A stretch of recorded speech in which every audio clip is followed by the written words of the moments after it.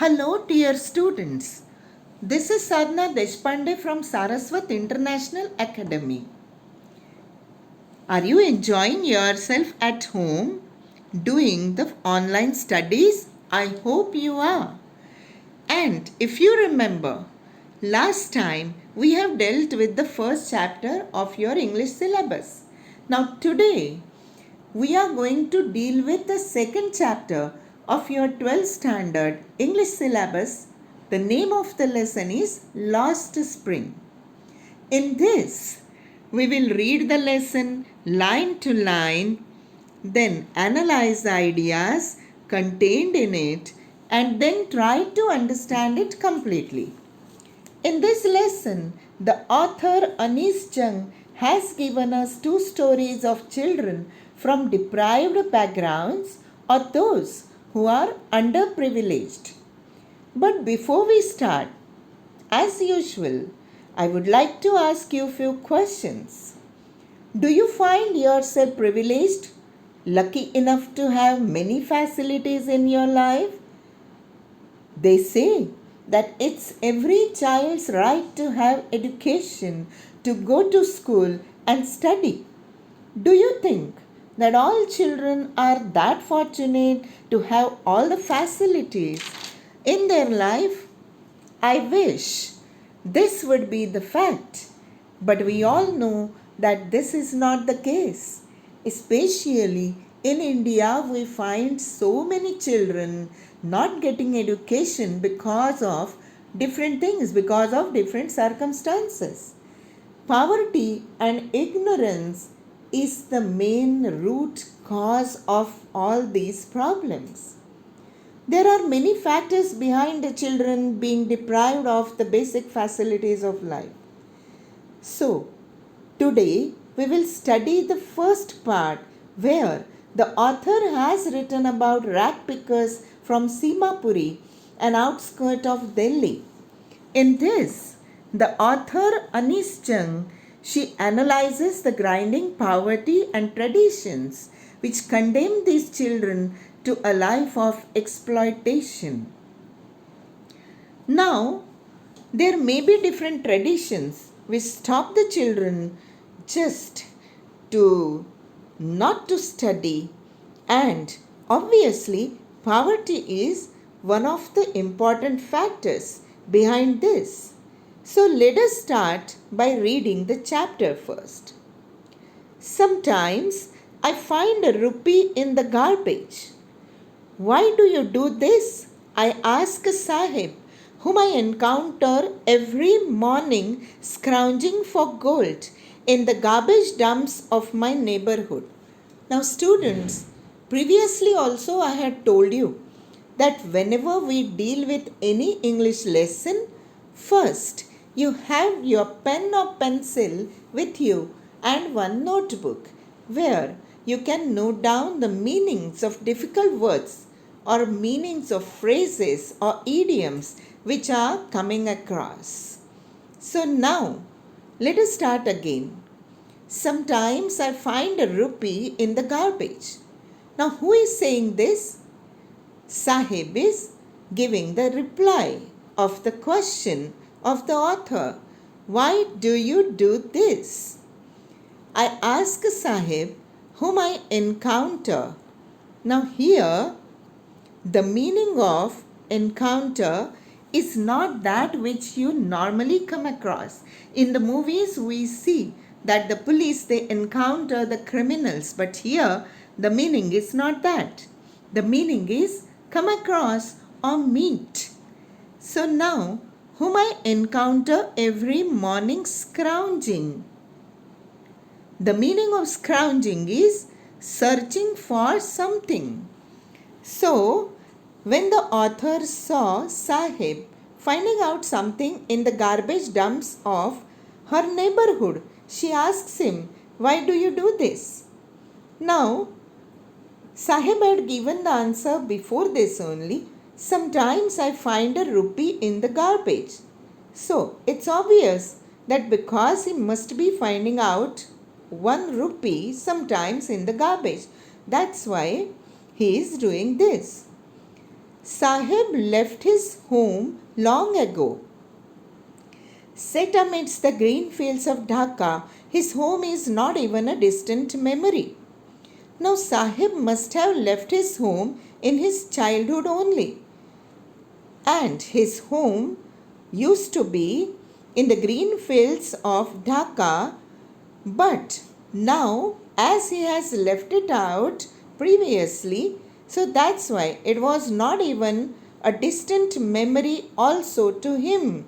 He doesn't remember anything about his own home.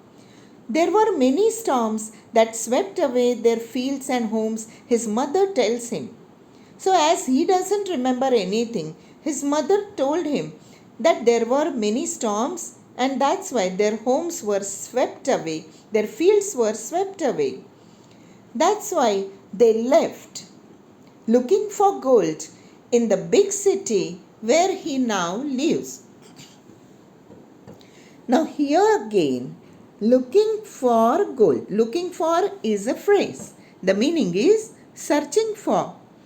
In the big city where he now lives, he just does these things in the search of gold, in the search of some coins. I have nothing else to do, he mutters, looking away. He just says the things automatically, looking away. He is not thinking about the things about what the author has asked. He just says it automatically that because I have nothing else to do and that's why I do it. Go to school. I say glibly. Now, the meaning of glibly is convincingly. Now, the author tells him to go to school very convincingly, automatically, realizing immediately how hollow the advice must sound. Now, see, sometimes what happens, we just deal with the things or deal with the circumstances according to our convenience, and that's what is happening with the author also. Author is thinking that every child should go to school and the child should not waste his time roaming here and there, and that's why she is advising Sahib, instead of doing all these things, why don't you go to school? And now see what answer Sahib is giving. There is no school in my neighborhood. When they build one, I will go. See, both are behaving as per their circumstances. Sahib is taking everything so naturally, so automatically, according to his convenience, and author is also behaving in the same way. But because author is a grown-up person, that's why she realizes that the advice of going to school to Sahib is a hollow one. It's not useful to him. But see how naturally he says that, okay, whenever they will build one school, I will go to school. Now again the author says, if I start a school, will you come? I ask half joking. So now in a lighter mood, she just asks Sahib that if she starts a school, whether he would go over there. Yes, he says, smiling broadly. How happy he must be thinking that the author will start a school for him, build a school for him. So that's why he is very happy.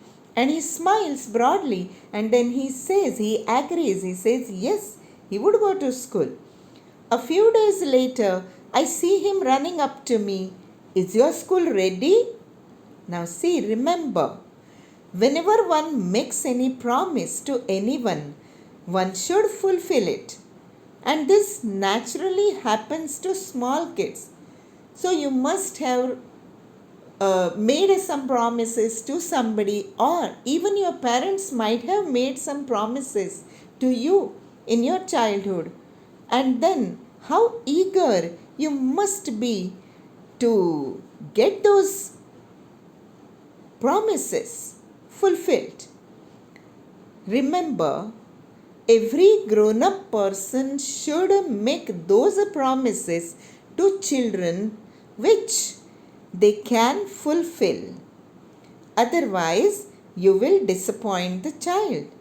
Now, as the author has made him one promise of building one school for him, that's why immediately he ran up to her when he saw her after few days and then immediately asked, "Is your school ready?"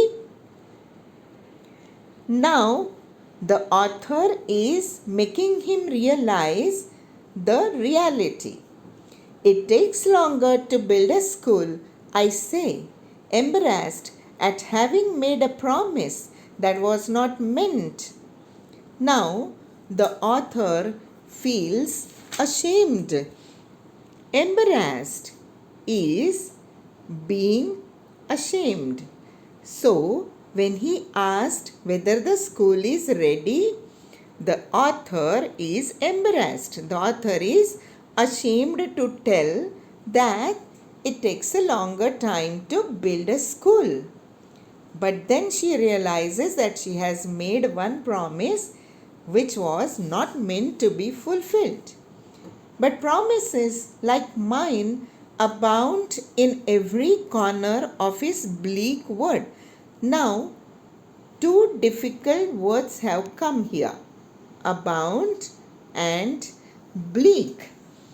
The meaning of abound is found in plenty, and the meaning of bleak is cheerless. Now, one needs to understand that Sahib's world is a cheerless world. There is no happiness in that, and many persons might have made many promises to him. That's why the author is realizing that. After months of knowing him, I ask him his name. Now see, many times what happens, we don't bother about the name of the persons. What matters to anyone most is his or her own name. But the author asked him his name after few months of knowing him. And then he announces, Sahib-e-Alam. He announces. What is the meaning of Sahib-e-Alam actually? The king of the universe, the lord of the universe.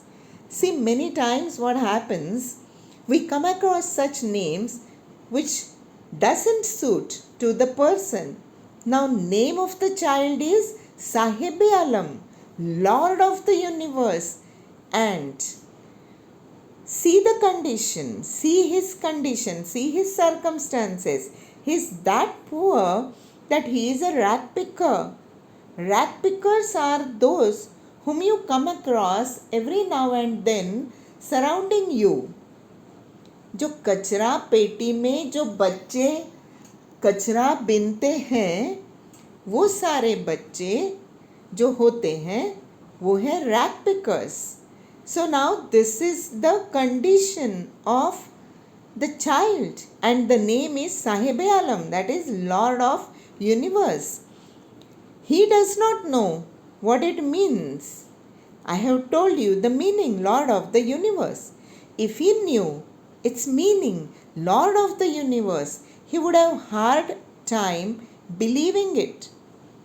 So the child might not have believed that his name meant that. So he would have a hard time believing it.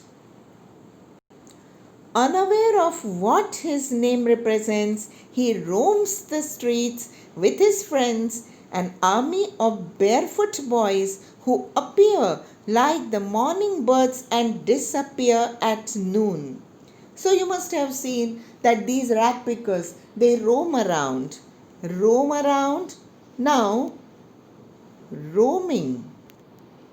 The meaning of roaming is moving here and there without any aim. So, the name represents something else. And what he does? He roams the street with his friends, an army of barefoot boys. Now, barefoot are those who doesn't have anything. Barefoot are those boys, those who don't have anything on their feet. They don't wear chappals or sandals or shoes or whatever they may be wearing. So they don't have any. Who appear like the morning birds and disappear at noon. Normally, they roam around in the mornings only, and afterwards, at noon, they disappear. They don't do this work throughout the day. Over the months, I have come to recognize each of them. Now, the author is telling that it took her months to recognize each one of them. Why aren't you wearing chappals? I asked one. So she asked one of them that why he is not wearing the chappals. So, see the obvious answers, see the answers which are coming naturally to the children. My mother did not bring them down from the shelf, he answers simply. How simple the answer is. How easy the things are for them. So, as the mother did not bring them from the shelf, from the shop, that's why he is not wearing that. Even if she did, he will throw them off. Adds another who is wearing shoes that do not match. Now, from all this description, you must have got some of the things about the condition of the children. See, how you must be creating a fuss about getting the branded shoes or getting the shoes which are matching to your dresses.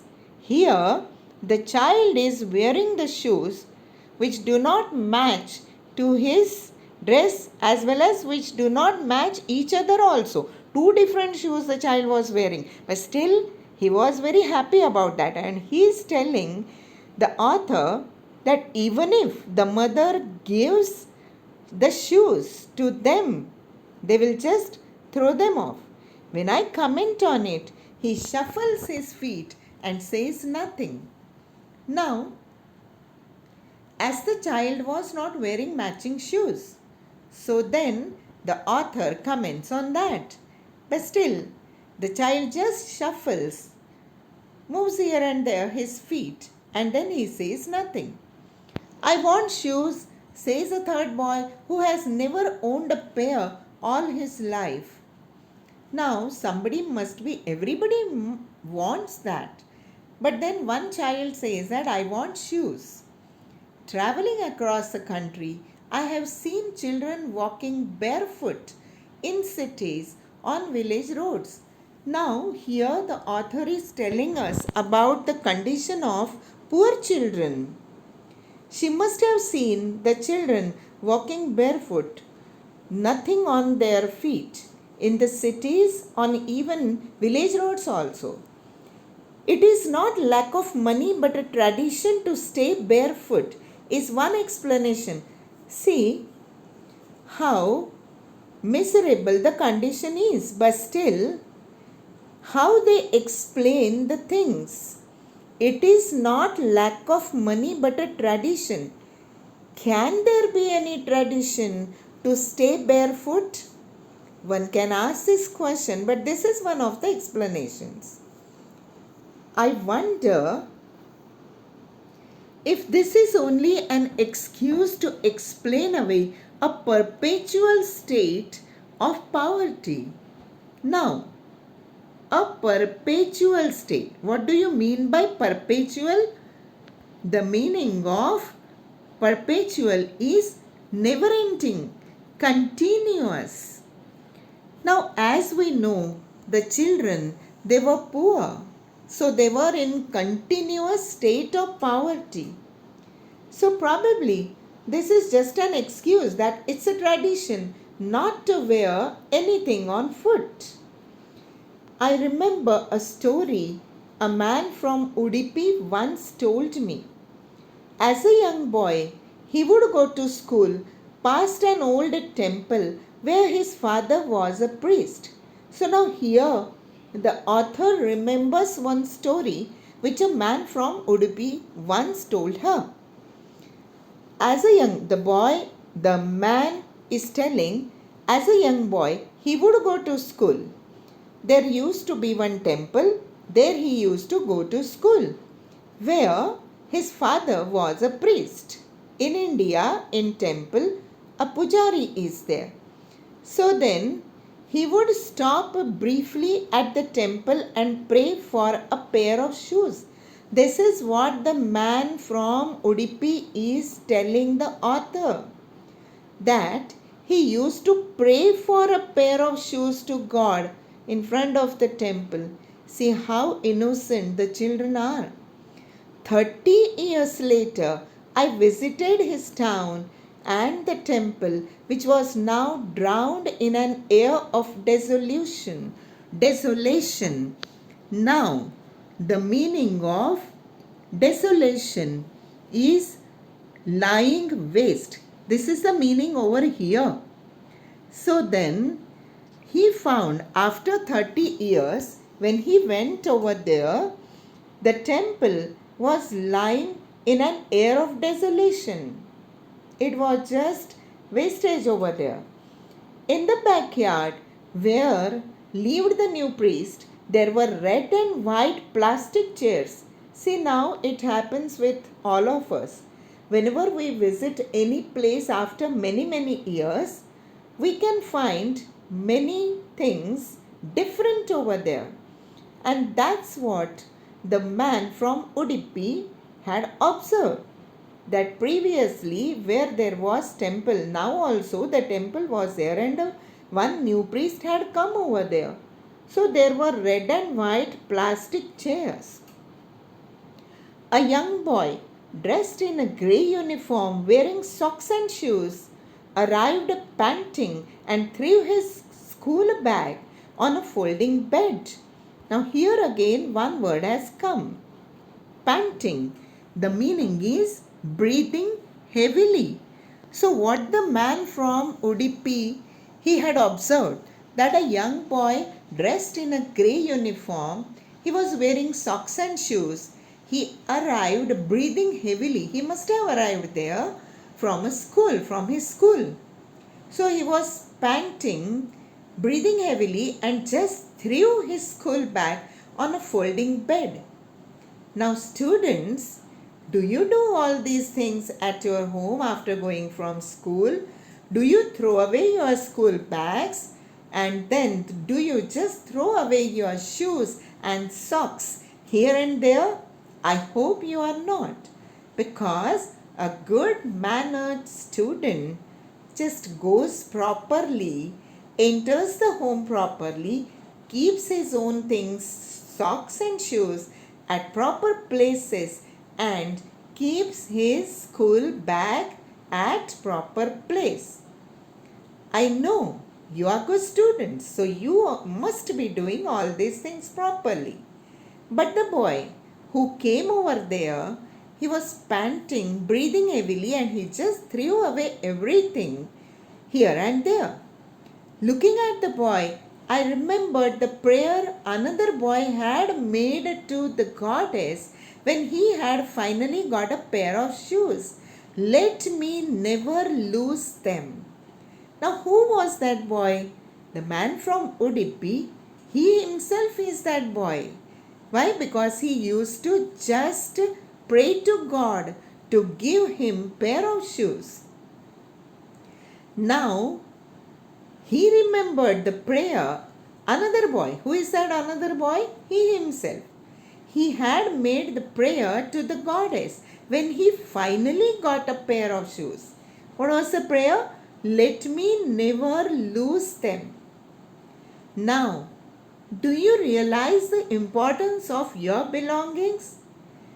When we are not in scarcity of anything, we don't realize the importance of that thing. But because the boy had never got those, and that's why he's praying to God after getting the pair of shoes. He's praying that let me never lose them. He doesn't want to lose them anytime. The goddess had granted his prayer. Young boys like the son of the priest, now wore shoes. Now, he himself is visiting the place after 30 years, and now he is finding that all the children, young boys, they were wearing shoes. But many others, like the rag pickers in my neighborhood, remain shoeless. But still, the rag pickers, they don't have the shoes to wear. My acquaintance with the barefoot rag pickers leads me to Simapuri. Now, again, acquaintance is familiarity. Now, the author is telling that her acquaintance with the barefoot rag pickers, her familiarity with the rag pickers, leads her to Simapuri, a place on the periphery of Delhi. Now, periphery again means borders. Now, those which are the places which are in borders of Delhi, which are to the border of Delhi, periphery of Delhi, yet miles away from it, metaphorically. Now, what is that? Metaphorically. Students, we know what is a metaphor. It's an implied simile where the things are said to be another thing. So when the author is saying that Delhi yet is miles away from it, from the rag pickers, here it is a metaphor, means physically also they were away from Delhi. But even they were away to the life of Delhi, which is a big city, which is our capital. So, metaphorically, they were away from Delhi. Simapuri they used to stay in. Those who live here are squatters. Now, squatters are those who live or who settle down illegally at any place. We know that there are so many poor people, those who are settled in India illegally. So then they were the squatters who came from Bangladesh back in 1971. Sahib's family is among them. In the beginning only, we have seen that the author had asked some questions to Sahib, who is a rag picker. So Sahib's family is among the squatters who came from Bangladesh back in 1971. Simapuri was then a wilderness. Now Simapuri was then a wilderness. What is the meaning of wilderness? Wilderness is wasteland. Simapuri, where the child Sahib was staying, it was a wasteland. It still is, but it is no longer empty. Why it is no longer empty? Because it is full of people, because it is full of squatters. In structures of mud with roofs of tin and tarpaulin, devoid of sewage, drainage, or running water, live 10,000 rag pickers. Now, can you imagine? Or probably we don't need to imagine also. We have seen this scenario most of the places surrounding the big cities. There are hundreds and thousands of the structures of mud, roofs of tin and tarpaulin, devoid of sewage. Devoid of means they don't have those places, sewage or drainage. They don't have. Even running water also is not available to them. They have lived here for more than 30 years without an identity, without permits, but with ration cards that get their names on voters list and enable them to buy grain. Now we know because they are the squatters, they are staying illegally, and that's why they don't have any identity. But for how many years? 30 years. Without permission, also, they don't have any permit, but they have got ration cards that get their names on voters' lists and enable them to buy grain. It means that now see, we know the political scenario also. So, political leaders, they do all these things to get the votes from the people. And that's why, so in spite of not being legal citizens of our country, they have got the ration cards also. And they have got their names on voters lists also. That enabled them to buy grain, some food. Food is more important for survival than an identity. It is obvious. Food, clothing, shelter. These are our basic needs. And that's why, so they are just getting grains, food, just for their survival. If at the end of the day we can feed our families and go to bed without an aching stomach, we would rather live here than in the fields that gave us no grain. Say a group of women in tattered saris. Now, see, what is the condition of women also, but what is their state of mind also? When they are saying that if at the end of the day we can feed our families and go to bed without an aching stomach. Aching is paining.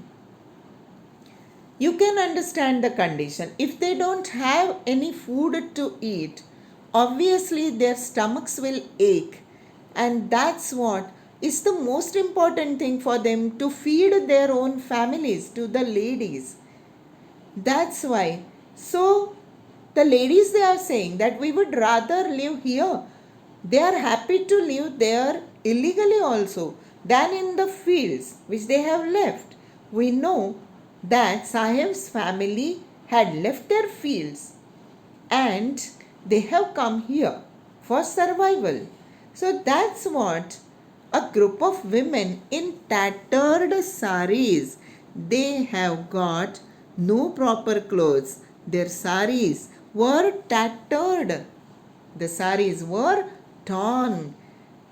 When I asked them why they left their beautiful land of green fields and rivers, when the author asked them why they had left out their beautiful land of green fields and rivers, they said this thing. They answered that instead of staying there where there are no grains to feed their family, instead of that, they have preferred to come over here.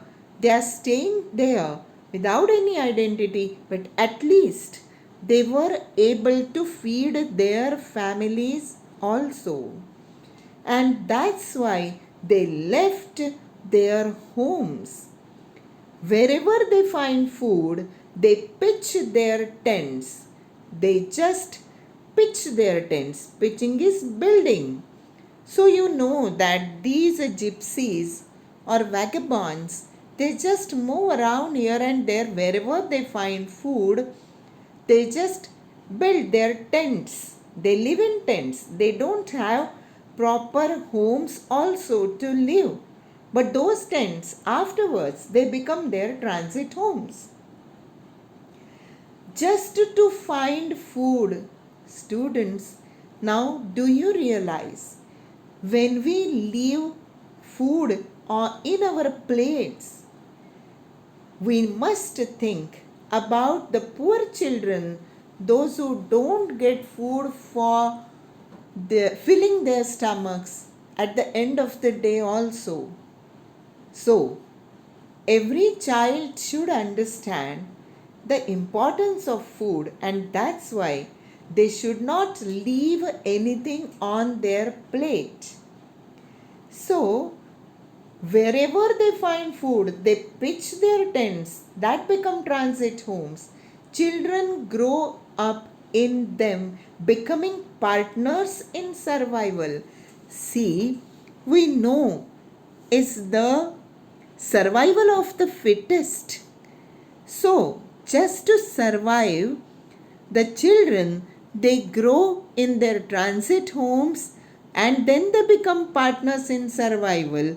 It means that they can't do anything except for being fit for their survival, and that's why they are ready to do any work, and that's why they have become the rag pickers. And survival in Simapuri means rag picking. So probably that's the only profession. Rag picking has become profession for them. Survival in Simapuri. Simapuri is the name of the place where they are staying. So survival in Simapuri, it means rag picking. Rag picking is the only profession for the children over there. Through the years, it has acquired the proportions of a fine art.